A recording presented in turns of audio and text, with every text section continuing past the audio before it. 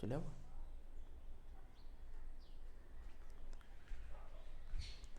Hello student, welcome back to our official YouTube channel crack Bengal.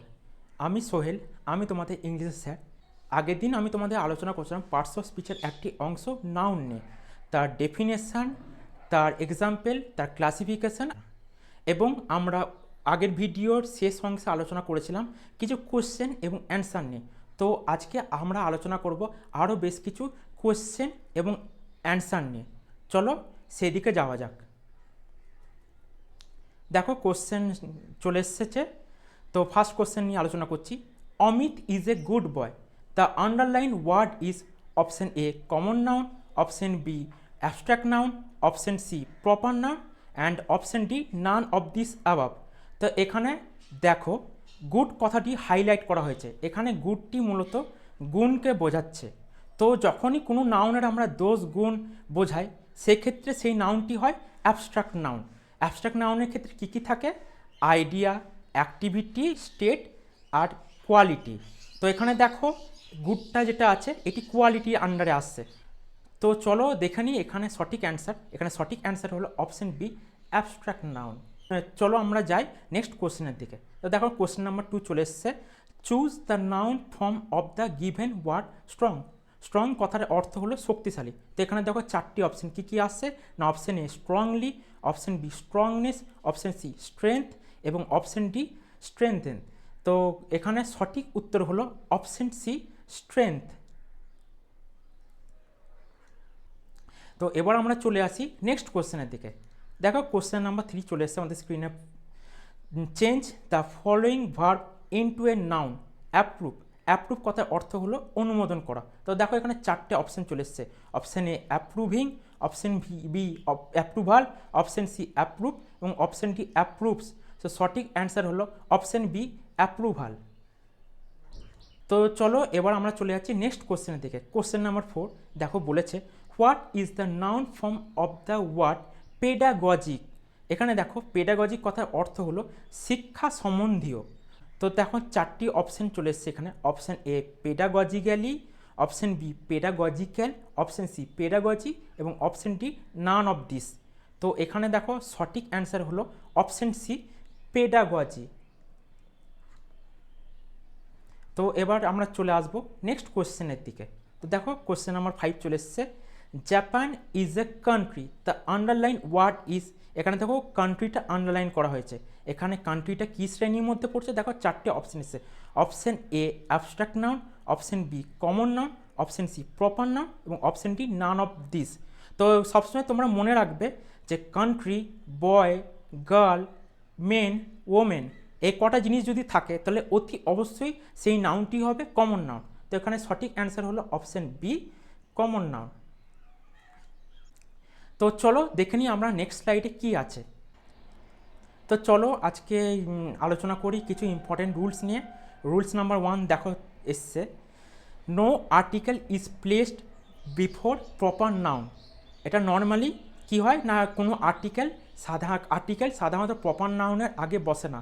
যেমন Russia is a big country, এর আগে আমরা কখনো দা কথাটি বসাবো না। দেখো 2 নম্বর পয়েন্টের দিকে চলে আসি। এখানে বলেছে এ বা an before proper noun when comparison is made by oneself. অর্থাৎ কোনো ব্যক্তি যখন নিজেকে অন্যের সাথে তুলনা করতে শুরু করে সেক্ষেত্রে এ বা অ্যান বসে। তো দেখো এখানে বলা হয়েছে যে he thinks himself to be a Kalidas, সে নিজেকে কালিদাস মনে করছে। তো সেক্ষেত্রে এখানে কালিদাস যে নাউনটা, যে নাউন আছে তার আগে অতি অবশ্যই এ বসবে। দেখো 3 নম্বর পয়েন্টের দিকে চলে আসি। The before proper noun when comparison is made by others.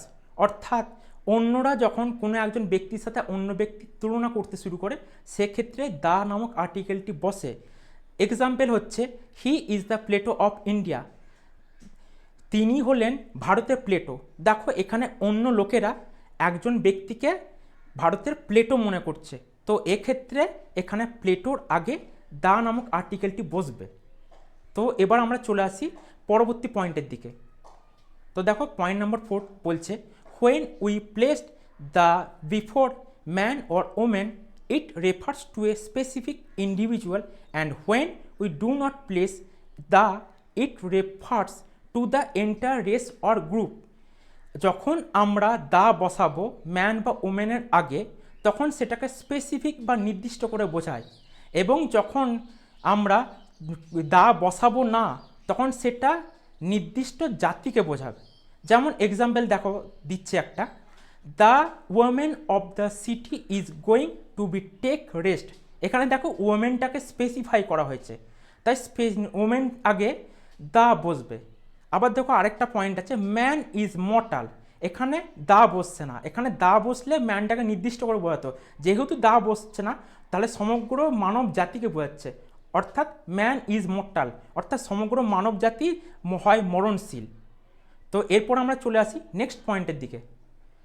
Collective noun always takes the verb singular, the plus collective noun plus no division equal to singular verb, the plus collective noun plus division equal to plural.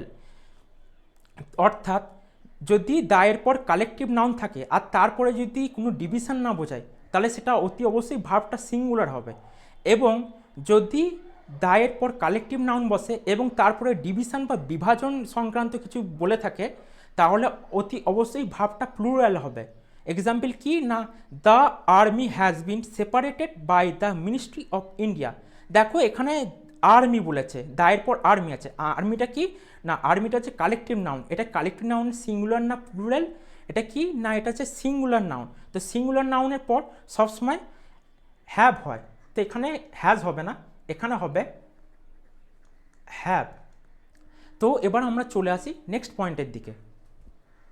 তো দেখো next পয়েন্টটা বলেছে, abstract noun naturally does not take article but we must use definite article the before abstract noun when it is specified.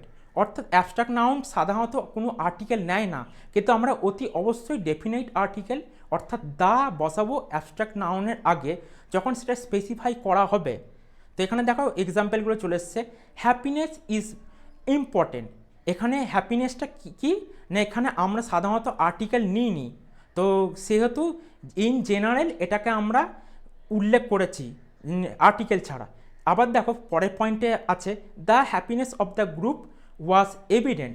এখানে আমরা specify করছি, তাই এখানে হ্যাপিনেসের আগে আমরা দা বসালাম। এরপর আমরা চলে আসবো নেক্সট পয়েন্টের দিকে, অর্থাৎ 7 নম্বর পয়েন্টের দিকে। তো দেখো 7 নম্বর পয়েন্ট বলেছে, words ending with a hissing sound S or S with must not use S after apostrophe. অর্থাৎ আমরা এসের আগে কখনো অ্যাপোস্ট্রফি বসাবো না, আমরা এসের পরে অতি অবশ্যই অ্যাপোস্ট্রফি বসাবো। যেমন উদাহরণটা দেখো, kids poetry in my favourite. এখানে দেখো কিডসের পরে তোমার কিডসের যে এস তারপরে দেখো অ্যাপোস্ট্রফি দেওয়া আছে। যদি ভিডিওটি ভালো লেগে থাকে তাহলে ভিডিওটিকে লাইক করো, চ্যানেলটিকে সাবস্ক্রাইব করো, কমেন্ট করো, বন্ধুদের মধ্যে শেয়ার করো। তো দেখা হচ্ছে পরের ক্লাসে, ততক্ষণের জন্য বাই বাই।